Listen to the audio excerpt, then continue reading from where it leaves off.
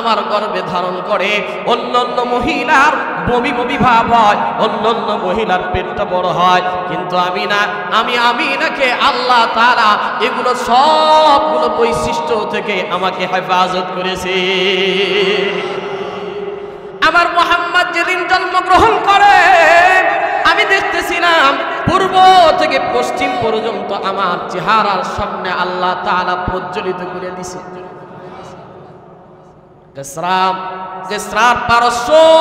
পারস্যের সম্রাটের কেসরার রাজ দরবার যেন আমার চোখের সামনে ভেসে উঠতেছিল। আমিনা ডাক দেয়া বলে, আমার এমন একটা পরিস্থিতি হয়েছিল, শুধু তাই নয়, আমার নবীকে যখন আল্লাহ তাআলা দুনিয়াতে পাঠাইছেন, দুনিয়াতে পাঠানোর আগে পারস্যের অগ্নিকুণ্ড যেটা হাজার হাজার বছর ধরে জ্বলতেছিল, আমার নবীর আগমনের কারণে আল্লাহ তাআলা পারস্যের অগ্নিকুণ্ডটার আগুনটাকে অটোমেটিকলি নিভাইয়া দিয়েছে। আল্লাহ তাআলা এটার তারা বুঝাইতে চেয়েছে যে আজকে থেকে এমন একজন ব্যক্তি দুনিয়াতে আসতেছে, যেই ব্যক্তি দুনিয়াতে আসার পরে বাতিল নিস্তেনাবুদ হয়ে যাবে। সুবহানাল্লাহ। এমন একজন মানুষ পৃথিবীতে আসতেছে, যেই মানুষ পৃথিবীতে আসার কারণে শিরকের মূলোৎপাটন হয়ে যাবে, বেদাতের মূলোৎপাটন হয়ে যাবে, কবিরা গুনার মূলোৎপাটন আমার নবী করবেন। আল্লাহ তাআলা আসার আগেই সবগুলো ঘটনাকে দেখায় দিয়েছেন। অনেক লম্বা ইতিহাস, নবীজির জন্মের ঘটনা যদি বলতে যাই, আল্লাহ রাসূল সাল্লাল্লাহু আলাইহি ওয়াসাল্লাম দুনিয়াতে আসছেন, আসার আগেই 6 মাস পূর্বে তার বাবা দুনিয়া থেকে ইন্তেকাল করছে। নবীজি এতিম অবস্থায় দুনিয়াতে আসছেন। কিতাবের ভিতরে আসছে, ইমাম ইবনে কাসির রাহমাতুল্লাহি আলাইহির জগৎ বিখ্যাত কিতাব বিদায়া ওয়ান নিহায়া, তিনি বলেন, আন্না উম্মাহ আলহামদুলিল্লাহ الحمد لله نحمده ونستعينه ونستغفره ونؤمن به ونتوكل عليه ونعوذ بالله من شرور أنفسنا ومن سيئات أعمالنا من يهده الله فلا مضل له ومن يضلله فلا هادي له ونشهد أن لا إله إلا الله وحده لا شريك له ونشهد أن سيدنا وسندنا وحبيبنا وطبيب قلوبنا ومولانا محمدا عبده ورسوله الذي أرسله الله تعالى بالحق بشيرا ونذيرا وداعيا إلى الله بإذنه وسراجا منيرا. أما بعد فأعوذ بالله من الشيطان الرجيم. بسم الله الرحمن الرحيم. قل إن كنتم تحبون الله فاتبعوني يحببكم الله ويغفر لكم ذنوبكم والله غفور رحيم. وقال الله تبارك وتعالى: لقد كان لكم في رسول الله أسوة حسنة لمن كان يرجو الله واليوم الآخر وذكر الله كثيرا. وعن أنس بن مالك رضي الله تعالى عنه عن النبي صلى الله عليه وسلم قال: لا يؤمن أحدكم حتى أكون أحب إليه من والده وولده والناس أجمعين. متفق عليه أو كما قال النبي عليه الصلاة والسلام. صدق الله مولانا العظيم، صدق رسوله النبي الكريم ونحن على ذلك لمن الشاهدين والشاكرين والحمد لله رب العالمين سبحانك لا علم لنا إلا ما علمتنا إنك أنت العليم الحكيم رب اشرح لي صدري ويسر لي أمري واحلل عقدة من لساني يفقهوا قولي وبك نستعين يا مستعان لا إله إلا الله لا إله إلا الله টিস্যু নাই টিস্যু لا إله إلا الله لا إله إلا الله لا إله إلا الله لا إله إلا الله لا إله إلا الله لا إله إلا الله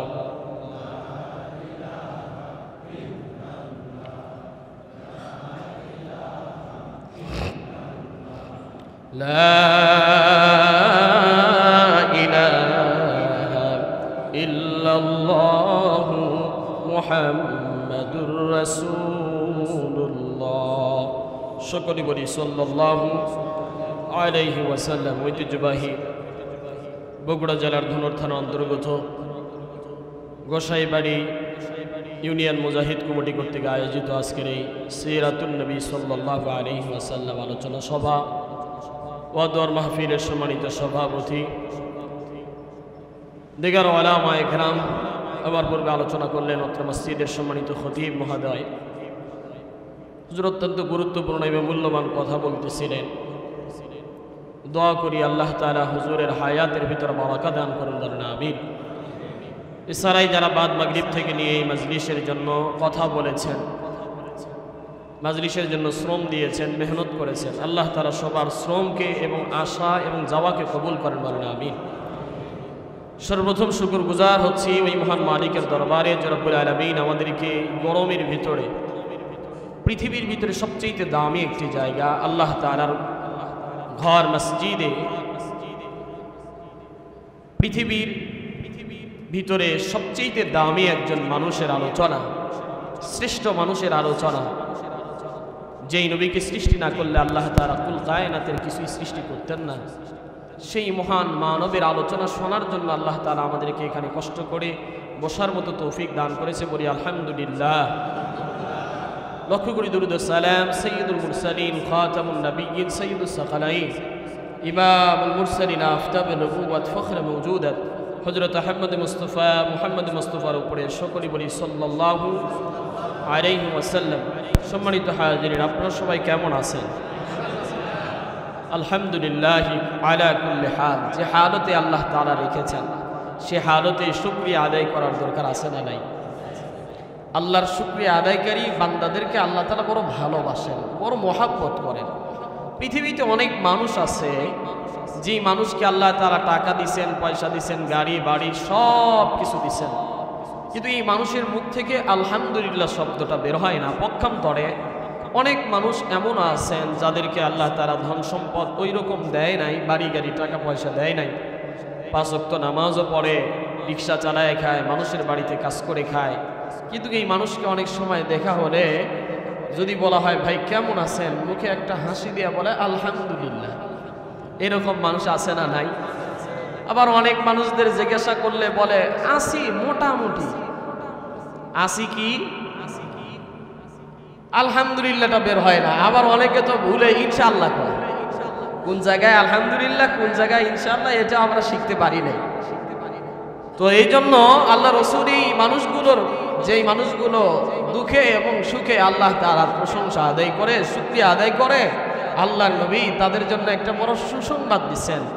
আল্লাহর নবী বলেন কাল কিয়ামতের ময়দানে এই গরিব মানুষগুলোকে আল্লাহ তাআলা ওই ধনীদের চাইতে যারা শুকরিয়া আদায় করে না, আল্লাহর প্রশংসা করে না, তাদের চাইতে 500 বছর আগে আল্লাহ জান্নাতে পৌঁছায় দিতেন। আউয়ালু মান ইদআ ইয়াউমাল কিয়ামাহ, একদল ব্যক্তিদেরকে আল্লাহ তাআলা সর্বপ্রথম জান্নাতের দিকে ডাকবে।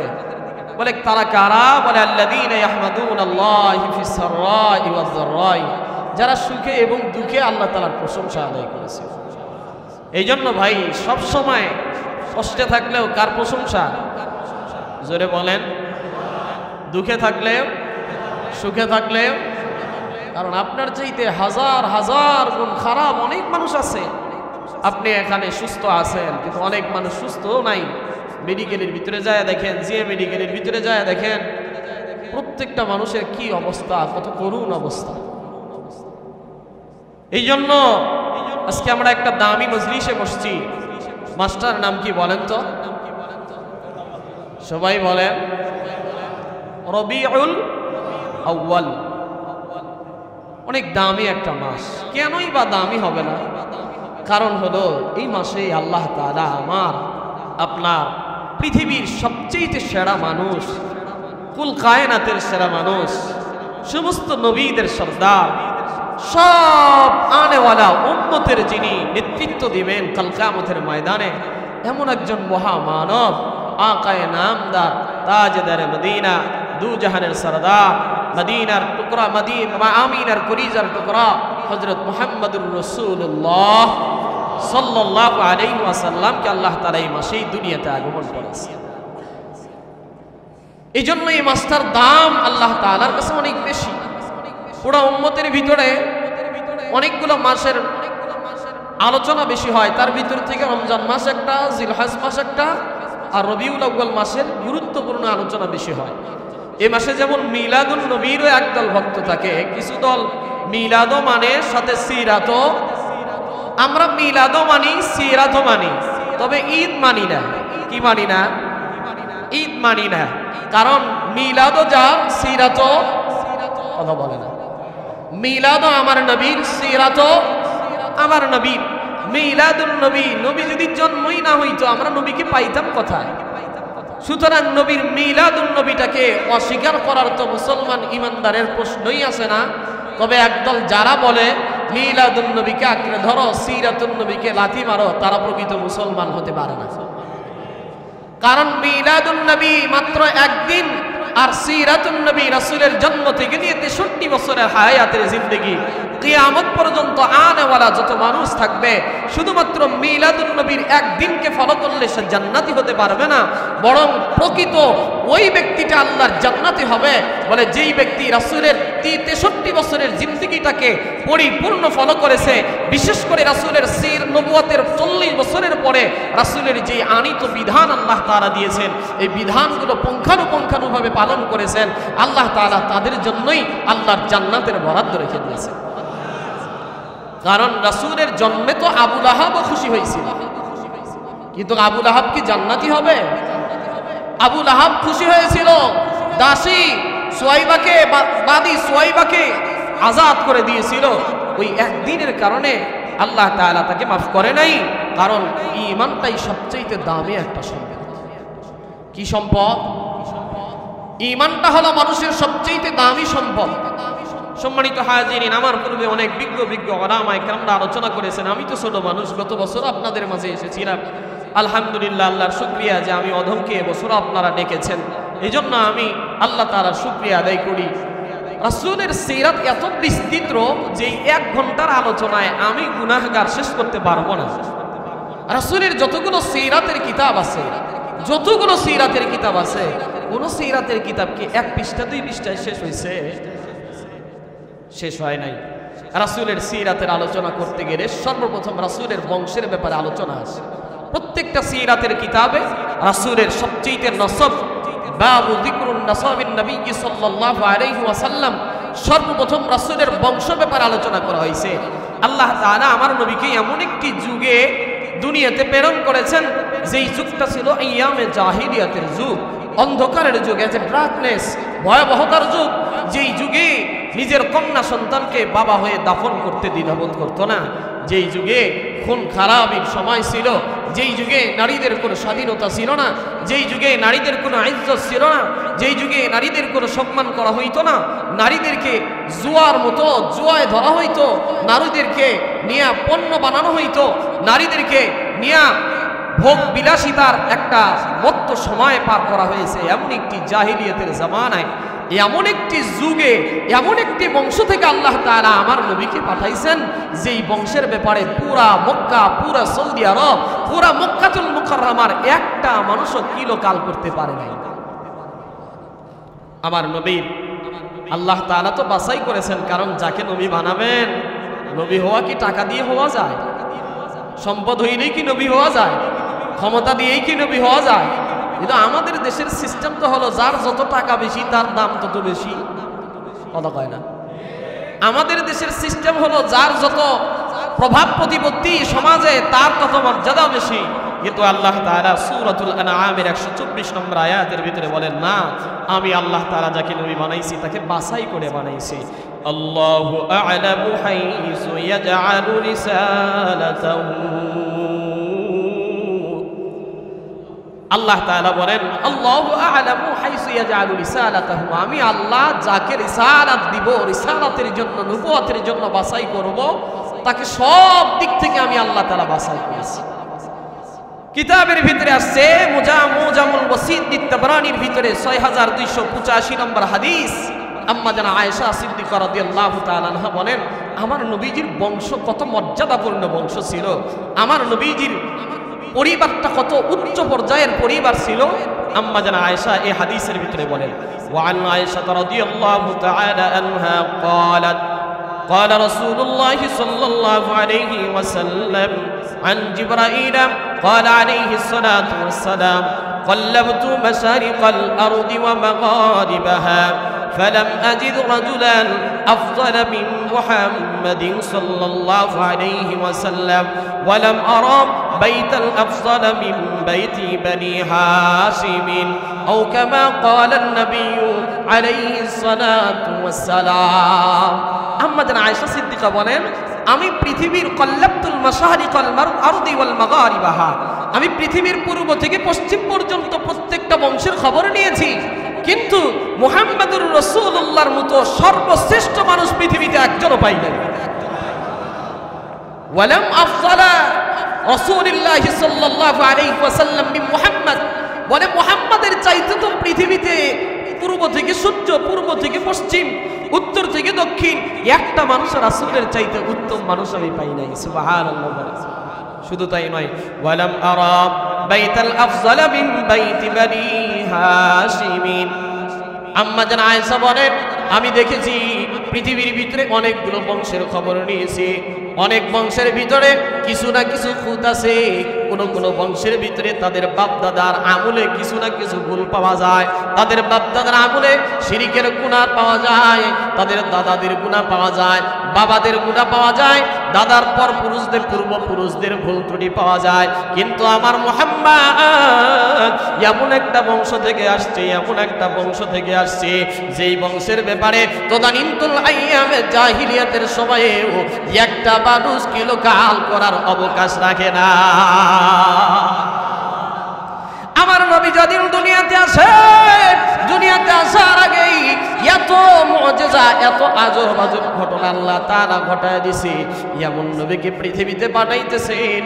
পৃথিবীর একটা সিস্টেম হলো, আমাদের বাংলাদেশের উদাহরণ যদি দিতে যাই, বাংলাদেশের যদি বর্তমান ইন্টেরিয়ম গভর্নমেন্ট সরকার যিনি আছেন, বর্তমান অন্তর্বর্তীকালীন সরকার যিনি আছেন, উপদেষ্টা যারা আছেন, এনারা যদি কোনো উচ্চ পর্যায়ের ব্যক্তিরা যদি কোথাও যাইতে চায়, তাহলে তার জন্য আগে থেকে ওই এলাকায় প্রোটোকলের ব্যবস্থা করা হয় কি হয় না?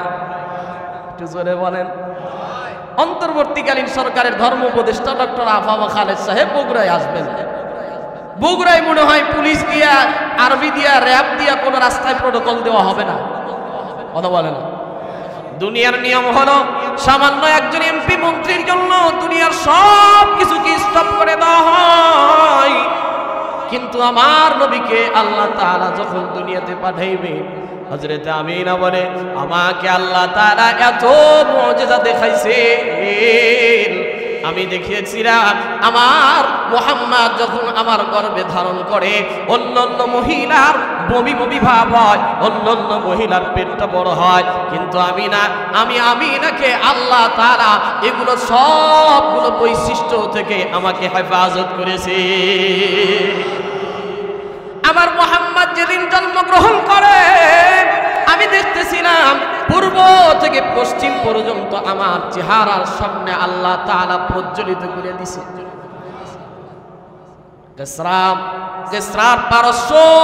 পারস্যের সম্রাটের কেসরার রাজ দরবার যেন আমার চোখের সামনে ভেসে উঠতেছিল। আমিনা ডাক দিয়া বলে, আমার এমন একটা পরিস্থিতি হয়েছিল, শুধু তাই নয়, আমার নবীকে যখন আল্লাহ তাআলা দুনিয়াতে পাঠাইছেন, দুনিয়াতে পাঠানোর আগে পারস্যের অগ্নিকুণ্ড যেটা হাজার হাজার বছর ধরে জ্বলতেছিল, আমার নবীর আগমনের কারণে আল্লাহ তাআলা পারস্যের অগ্নিকুণ্ডটার আগুনটাকে অটোমেটিকলি নিভাইয়া দিয়েছে। আল্লাহ তাআলা এটার তারা বুঝাইতে চেয়েছে যে আজকে থেকে এমন একজন ব্যক্তি দুনিয়াতে আসতেছে, যেই ব্যক্তি দুনিয়াতে আসার পরে বাতিল নিস্তেনাবুদ হয়ে যাবে। সুবহানাল্লাহ। এমন একজন মানুষ পৃথিবীতে আসতেছে, যেই মানুষ পৃথিবীতে আসার কারণে শিরকের মূলোৎপাটন হয়ে যাবে, বেদাতের মূলোৎপাটন হয়ে যাবে, কবিরা গুনার মূলোৎপাটন আমার নবী করবেন। আল্লাহ তাআলা আসার আগেই সবগুলো ঘটনাকে দেখায় দিয়েছে। অনেক লম্বা ইতিহাস, নবীজির জন্মের ঘটনা যদি বলতে যাই, আল্লাহ রাসূল সাল্লাল্লাহু আলাইহি ওয়াসাল্লাম দুনিয়াতে আসছেন, আসার আগেই 6 মাস পূর্বে তার বাবা দুনিয়া থেকে ইন্তেকাল করছে। নবীজি এতিম অবস্থায় দুনিয়াতে আসছেন। কিতাবের ভিতরে আসছে, ইমাম ইবনে কাসির রাহমাতুল্লাহি আলাইহির জগৎ বিখ্যাত কিতাব বিদায়া ওয়ান নিহায়া, তিনি বলেন আন্না উম্মাহু যখন দুনিয়াতে আসবেন তার আগেই গর্ভে থাকা অবস্থায় তার পিতা দুনিয়া থেকে বিদায় হয়ে গেছে। বাবা হারা সন্তান দুনিয়াতে আসছে, মা তার নামটা দিয়েছেন মুহাম্মদ সাল্লাল্লাহু, তার নামের ভিতরেই কত বরকত। মুহাম্মদ মানেই প্রশংসিত, মানুষ নাম নিবে, নাম নেওয়ার সাথে সাথেই মানুষ বলবে সাল্লাল্লাহু। আল্লাহর নবী বলেন, কোন মানুষ যদি আমার নবীর নাম নেয় সাথে সাথে 10টা গুনাহ আমি আল্লাহ তাআলা মাফ করে দেব। আমার নবীর নাম নেওয়ার সাথে সাথে আল্লাহ তাআলা 10টা নেকি অটোমেটিকলি তার কিতাব খাতার ভিতরে লিখে দেয়। সুবহানাল্লাহ। পৃথিবীতে এমন কোন মানুষ আছে যেই মানুষের নাম দিলে সওয়াব হয়? আমার নবীর নাম আল্লাহ তাআলা এমন ভাবে দিবেন যে নবীর নাম নিলেই সওয়াব, নবীর নাম নিলেই সওয়াব, নবীর নাম নিলেই সওয়াব। সুবহানাল্লাহ। সম্মানিত হাজিরিন, নবীজির ইতিহাস জন্মের ঘটনা বলতে গেলে বড় লম্বা হয়ে যাবে। আমি আমার আলোচনা যেটা সাজাইছি আজকে সেটা হলো রাসূলের আদর্শ। রাসূলের কি বলেন, রাসূলের জন্মের আলোচনা আমি 1-2 মিনিটে যদি শেষ করতে পারি আমি আপনাদেরকে শোনায়ে দিব। আল্লাহ রাসূল সাল্লাল্লাহু আলাইহি ওয়াসাল্লাম জন্মগ্রহণ করেছেন রবিউল আউয়াল মাস, সোমবার। এটাই চূড়ান্ত। বলেন কি দিন? কি দিন? সোমবারের দিন। এটা হলো চূড়ান্ত। তারিখের ব্যাপারে মতনৈক্য, কেউ বলেছেন 8 তারিখ, কেউ বলছেন 2 তারিখ, কেউ বলছেন 12 তারিখ, কেউ বলছেন 10 তারিখ। তবে বিশুদ্ধ মত হলো 8 তারিখ, আর প্রসিদ্ধ হলো 12 তারিখ। সবাই বলেন বিশুদ্ধ আর কি? বিশুদ্ধ হলো 8 তারিখ, প্রসিদ্ধ হলো, প্রসিদ্ধ মানে যেটা মুখে মুখে প্রচলিত, যেটা প্রসিদ্ধ হয়ে গেছে, 12 তারিখ। যাই হোক, রাসূল করিম সাল্লাল্লাহু আলাইহি ওয়াসাল্লাম জন্মগ্রহণ করার পরে হযরত হালিমাতুস সাদিয়া রাদিয়াল্লাহু তাআলা আনহা নবীজিকে দুধ পান করাইছেন। নবীজিকে দুধ পান করাইছেন 4 জন মহিলা। সর্বপ্রথম নবীজির মা, তারপরে দ্বিতীয় নম্বরে হলো রাসূলের বাদী ছিলেন উম্মে আইমান আল বারাকা, তিনিও রাসূল সাল্লাল্লাহু আলাইহি ওয়াসাল্লামকে দুধ পান করাইছেন। 3 নম্বরে হযরত সুয়াইবা রাদিয়াল্লাহু তাআলা আনহা, যিনি আবু লাহাবের দাসী ছিলেন। 4র্থ নম্বরে হযরত হালিমাতুস সাদিয়া রাদিয়াল্লাহু তাআলা আনহা। দুধ পানের সময় অলৌকিক ঘটনা আল্লাহ তাআলা পৃথিবীতে দেখায় দিয়েছেন। সুবহানাল্লাহ। বলেন নবীজি জন্মগ্রহণ করার পরে 6 বছর পর্যন্ত আল্লাহ রাসূল সাল্লাল্লাহু আলাইহি ওয়াসাল্লাম যখন ছোট ছিলেন, আমার নবীজির বৈশিষ্ট্য কি ছিল? ছোটবেলা থেকেই তিনি অধিকার, আমানত, কারো আমানত তিনি গ্রহণ করতেন না, কারো আমানতকে তিনি নষ্ট করতেন না। কিভাবে? আল্লাহ রাসূল সাল্লাল্লাহু আলাইহি ওয়াসাল্লাম যেই ঘরে দুধ পান করাইছেন হযরত হালিমাতুস সাদিয়া রাদিয়াল্লাহু তাআলা আনহা, তেনার আরেকটা সন্তান ছিল, তিনি এক স্তন থেকে দুধ পান করতেন, আল্লাহ রাসূল আরেক স্তন থেকে দুধ পান করতেন। হালিমাতুস সাদিয়া মাঝে মধ্যে পরীক্ষা করতেন, দেখি আমার এই সন্তানকে অন্য স্তনে দুধ পান করাইতে পারি কিনা। আল্লাহ রাসূল কোনোদিনও তার ভাইয়ের দুধ স্তনে যেইটা ওই জায়গাতে কোনোদিনও মুখ লাগায়নি। সুবহানাল্লাহ। কারণ ওইটা আল্লাহ তাআলা সেখান থেকে অধিকার শিখাইছেন যে এটা আমার ভাইয়ের অধিকার এবং এটা আমার কাছে আমানত। আল্লাহ তাআলা তখন থেকে আমার নবীকে আমানত দাঁড়ি দিয়ে দিয়েছেন। এই জন্য উম্মতে মুহাম্মাদির সফলতার কয়েকটা কারণ আছে। এক নম্বর কারণ হলো এই উম্মতে মুহাম্মাদি সফলতা পাবে চারটা কাজ করলে। এক নম্বর কাজ হলো সত্যবাদিতা হওয়া। দুই নম্বর কাজ হলো আমানতের খেয়ানত না করা। আমানতের কি না করা? খেয়ানত না করা। আমাদের উম্মতে মুহাম্মাদির ভিতরে আমানত খেয়ানত কম না বেশি? জোরে বলেন। একজন 10,000 টাকা দিয়ে গেছে, ওই 10,000 টাকা আর কয়েকদিন পরে খুঁজেই পাওয়া যায় না। কথা কয় না? আছে না এরকম? রাসূল সাল্লাল্লাহু আলাইহি ওয়াসাল্লাম 6 বছর বয়সে, সংক্ষেপে ইতিহাসটা বলে আমি আমার মূল আলোচনার দিকে যাব।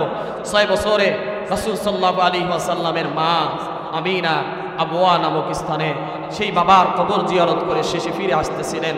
আমিনা সেই সময় দুনিয়ার থেকে মাও ইন্তেকাল হয়ে যায়। 6 বছর রাসূলের ইন্তেকাল, রাসূলের মায়ের ইন্তেকাল, তারপরে রাসূলের দাদা আব্দুল মুত্তালিবের ঘরে লালন পালন। 8 বছর বয়সে আব্দুল মুত্তালিব দুনিয়ার থেকে বিদায় হয়ে গেলেন। আব্দুল মুত্তালিব ইন্তেকালের আগে সেই সময়ে হাতিমে কাবা, খানায়ে কাবার দায়িত্ব ছিল আব্দুল মুত্তালিবের উপরে। আব্দুল মুত্তালিব কুরাইশ বংশের সবচেয়ে সম্ভ্রান্ত পরিবারের সম্ভ্রান্ত ব্যক্তি ছিলেন। খানায়ে কাবার দায়িত্ব, খানায়ে কাবা, হাতিমে কাবার পাশে আব্দুল মুত্তালিবের জন্য একটা গালিচা বিছানো থাকতো। ওই গালিচায় কাউকে বসার অধিকার দেওয়া হইতো না, শুধুমাত্র আব্দুল মুত্তালিব বসতো। আব্দুল মুত্তালিব আমার নবীজিকে কোলের ভিতরে নিয়ে ওই গালিচার উপরে বসে থাকতো। সন্তানগুলো ডাকতে বলতো, বাবা তুমি মুহাম্মদরে বসাইতেছ? বলে, মুহাম্মদ, আমি তো দেখেছি মুহাম্মদ এমন একজন ব্যক্তি হবে আগামীতে যেটা পৃথিবীর ভিতরে একজন নামী দামি বিশিষ্ট একজন ব্যক্তি হবে। সুবহানাল্লাহ।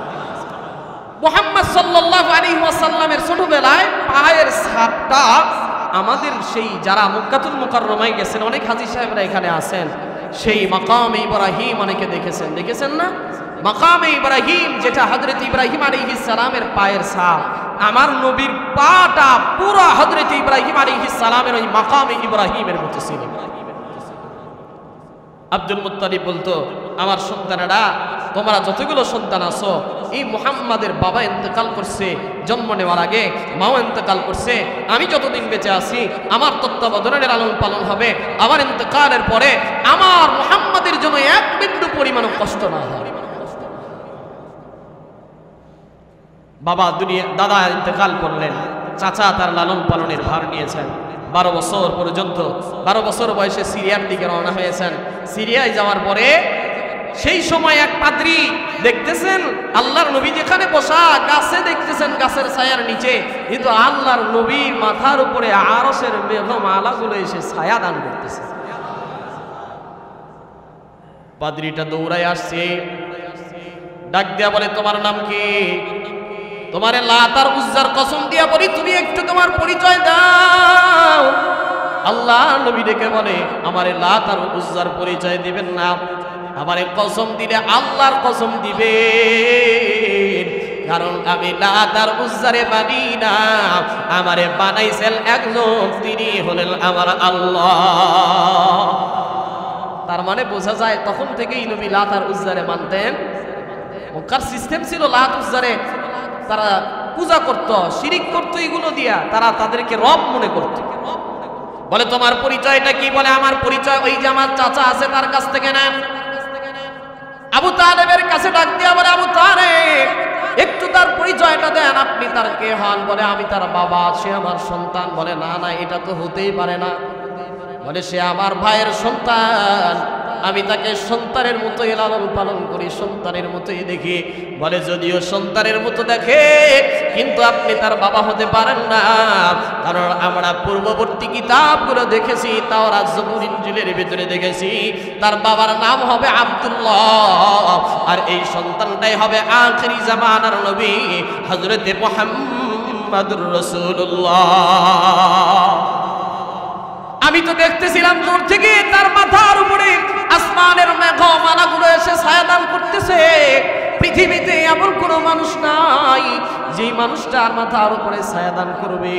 কিন্তু আমি তাওরাতে পড়েছি, যা পড়েছি, শেষ জামানে একজন ব্যক্তি আসবে আর এই গাছের নিচে এসে ছায়ার ভিতরে একটু বিশ্রাম নেবে। আজকে ওই মানুষটার চেহারাটা দেখছি। শুধু তাই নয়, মুহাম্মদুর রাসূলুল্লাহ সাল্লাল্লাহু আলাইহি ওয়াসাল্লামের পিঠের জামা মোবারকটা টান দিয়ে পাত্রী দেখে আল্লাহর নবীজির মোহরে নবুয়তটা দুই ঘাড়ের মাঝখানে আল্লাহ তাআলা ফিট করে দিয়েছে। বলে এখনই তাকে বাড়িতে নিয়ে যাও, এই সিরিয়ার ভিতরে যাও না। সিরিয়ার ভিতরে গেলে সিরিয়ার ইহুদিরা যদি জানতে পারে, তার চেহারাটা দেখতে পারলে তারে দুনিয়ার থেকে বিদায় করে দিবে। আবু তালেব ব্যবসা দ্রুত শেষ করে তাকে নিয়ে চলে গেলেন।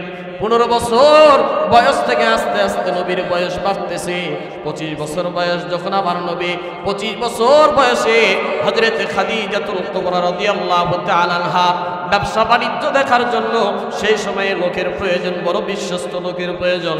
হযরতে খাদিজা তদানীন্তন সময়ে বর্তমানে পৃথিবীতে যারা ধনী আছে, বিল গেটসের মতো যারা বড় বড় ধনী, তদানীন্তন সময়ে মক্কার সবচেয়ে ধনাঢ্য পরিবারের ধনাঢ্য বংশের ধনাঢ্য মহিলা ছিল হযরতে খাদিজা।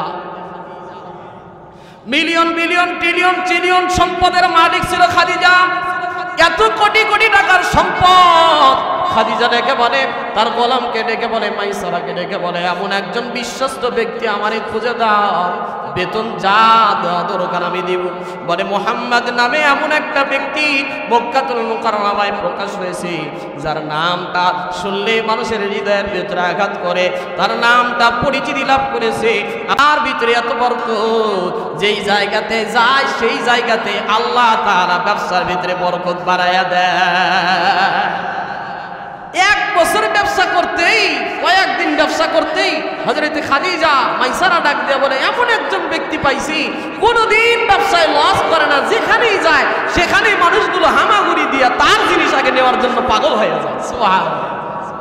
হযরতে খাদিজা প্রস্তাব দিলেন, আমি তাকে বিবাহ বন্ধনে আবদ্ধ করতে চাই। হযরতে হানজালা রাদিয়াল্লাহু তাআলা আনহুর কাছে প্রস্তাবটা পাঠায় দিলেন। হযরত হানজালা দেয় আবু তালেবের কাছে প্রস্তাব দিলেন। আবু তালেব দেখলেন যেহেতু তার বাবাও নাই মাও নাই, মক্কার ভিতরে ইয়াতীম, আমার নবীকে আল্লাহ তাআলা ইয়াতীম বানাইছে। এটার ভিতরে একটা অন্যতম কারণ হলো পৃথিবীতে কোনো মানুষ যেন নবীরে লালন পালন কইরা পরবর্তী যেন ক্রেডিট না নিতে পারে। আমার আল্লাহ তাআলা বলে, পয়গম্বর আমি আপনারে ছোটবেলা থেকে ইয়াতীম অবস্থায় লালন পালন করব, আর আমি আল্লাহ নিজে আপনার দায়িত্ব নিয়ে নেব। 25 বছর বয়সে হযরত খাদিজা রাদিয়াল্লাহু তাআলা আনহা সাথে বিবাহ বন্ধনে আবদ্ধ হয়ে গেলেন। সেই সময়ে তদানীন্তন সময়ে 70টা উট মহারণা দিয়া হযরত খাদিজা রাদিয়াল্লাহু তাআলা আনহাকে আমার নবী বিবাহ করেছেন। তার মানে বোঝা যায় ইসলামে নারীদের মর্যাদা নবী বিবাহ থেকেই দিয়ে দিয়েছেন। আপনি বিবাহ করবেন আর তাকে মহারণা দিবেন না, এটা হতে পারে না। মহারণা হলো স্ত্রীর হক। স্ত্রীর কি বলেন? স্ত্রীর হক। দীর্ঘদিন আমার নবীজি যখন ব্যবসা করতেছেন, হযরতে খাদিজা ব্যবসা করতে করতে এক পর্যায়ে আমার নবীজির সব নাম যশ খ্যাতি সবগুলো ছড়ে পড়েছে। বয়স যখন 35 বছর, মক্কাতুল মুকাররমায় খানায় কাবার মেরামতের কাজ শুরু হয়ে গেছে। প্রত্যেকটা গোত্রের মানুষগুলো খানায় কাবার মেরামতের কাজে অংশীদারিত্ব গ্রহণ করেছে। গ্রহণ করার পরে এখন হজরে আসওয়াদটাকে তার জায়গায় স্থাপন করার সময় আসছে। এখন সবাই দলের ক্রেডিট নিতে চায়। বুঝতে পারছেন তো? যেমন আমাদের 24-এর স্বাধীনতা হয়েছে, 24-এর স্বাধীনতার পরে এখন সবাই দলের ক্রেডিট নিতে চায় কি চায় না? কথা কয় না। এখন সেও বলে ও ছিল মাস্টার মাইন্ড, আর একজন কয় না ওই না, ওই ছিল মাস্টার মাইন্ড। ঠিক কি না? তো ওই সময়ে কাজ হওয়ার পরে মূল কাজে যখন যাবে তখন সবাই কয় আমার দ্বারা ওই হজরে আসওয়াদ স্থাপন করা লাগবে। কয় আমি বেশি পাওয়ারফুল, আমার দ্বারা হওয়া লাগবে। এক পর্যায়ে লেগে গেল দাঙ্গা। তখন সবাই বসে সিদ্ধান্ত নিল, গন্ডগোল করে তো লাভ নাই, সিদ্ধান্ত নেওয়া হোক আগামীকাল এই মক্কাতুল মুকাররমায় হাতিমে কাবার ভিতরে প্রথম গেট দিয়া সকালবেলায় সর্বপ্রথম যেই ব্যক্তিটা ঢুকবে তাকে আমরা বিচারক মেনে তার ফয়সালা আমরা সবাই মেনে নিলাম। সকালবেলায় দেখা গেল এমন একজন ব্যক্তি সর্বপ্রথম ঢুকছে, তিনি আর কেউ নয়, রাহমাতাল লিল আলামিন, কুল কায়নাতের নবী, আকায়ে নামদার, তাজদার মদিনা, দু জাহানের সরদার, মক্কাতুল মুকাররমায় সেই সময় আল আমিন নামে বিশ্বস্ততার সার্টিফিকেট পেয়েছে, সাদিকের সার্টিফিকেট পেয়েছে। তখনও নবী নবুয়তি পায় নাই, তখনও নবী নবুয়তি পায় নাই, তখনও নবী নবী হন নাই। তার আগেই নবীর চারিত্রিকতার সনদপত্র পুরো মক্কায় ছড়িয়ে পড়েছে। সুবহানাল্লাহ। নবীজিকে দেখে সবাই মুস্কে হাসি দিয়া বলে, ওই তো আসতেছে মুহাম্মদ, তার কথা আমরা বিনা বাক্যে বিনা দলিলে মেনে নিব। জোরে বলেন সুবহানাল্লাহ। আল্লাহ রাসূল এসে এমন একটা বিচার ফয়সালা করেছেন, সেই সময় থেকে আমার নবীর নাম আরো বেশি প্রসিদ্ধ হয়ে গেছে। সুবহানাল্লাহ বলেন। সময় তো শেষই হয়ে যায়, ঘটনায় তো যাইতে পারলাম না। সময় দিবেন তো? থাকবেন? আমি তো প্রথমেই বলছি রাসূলের সিরাতের আলোচনা 1-2 ঘন্টাকে 1-2 মাসেও শেষ করা সম্ভব। সংক্ষেপে বলতেছি, রাসূল করিম সাল্লাল্লাহু আলাইহি ওয়াসাল্লাম প্রত্যেকটা গোত্রের নেতাদের ডাক দিলেন। কারণ নেতা যদি আসে তাহলে নেতার যারা শ্রোতা আছে, যারা নেতার দল করে, তাদের আর কোনো প্রশ্ন থাকবে? নেতাই যদি থাকে তাহলে পাতি নেতাদের আর কোনো তো টেনশন নাই, কারণ আমাদের লিডার আছে ওখানে। আল্লাহ নবীজি প্রত্যেকটা গোত্রের লিডারদেরকে ডাক দিলেন, নিজের গায়ের চাদর মোবারকটা খুলে দিলেন, হযরত আসওয়াদটাকে উঠাইলেন, প্রত্যেকটা গোত্রের নেতাদেরকে বললেন, চাদরগুলো আপনারা ধরেন, আমি মুহাম্মদ ওই জায়গার ভিতরে হযরত আসওয়াদটাকে স্থাপন করে দিব। মক্কার ভিতরে গন্ডগোল শেষ হয়ে গেল। নবীজির প্রশংসা আসরে পড়তেছে। নবীজি 40 বছর বয়স, নবুয়তি পাইছেন। আসছে প্রথম এখন খেলা। নবুয়তি পাওয়ার পরে আল্লাহর নবীজি গারে হেরা, 40 বছর বয়স, গারে হেরাতে ধ্যানমগ্ন। নবীজিকে আল্লাহ তাআলা সর্বপ্রথম ওহী পাঠিয়ে দিলেন জিবরাইলের মাধ্যমে। ইকরা বিসমি রাব্বিকাল্লাযী খালাক, খালাকাল ইনসানা মিন আলাক।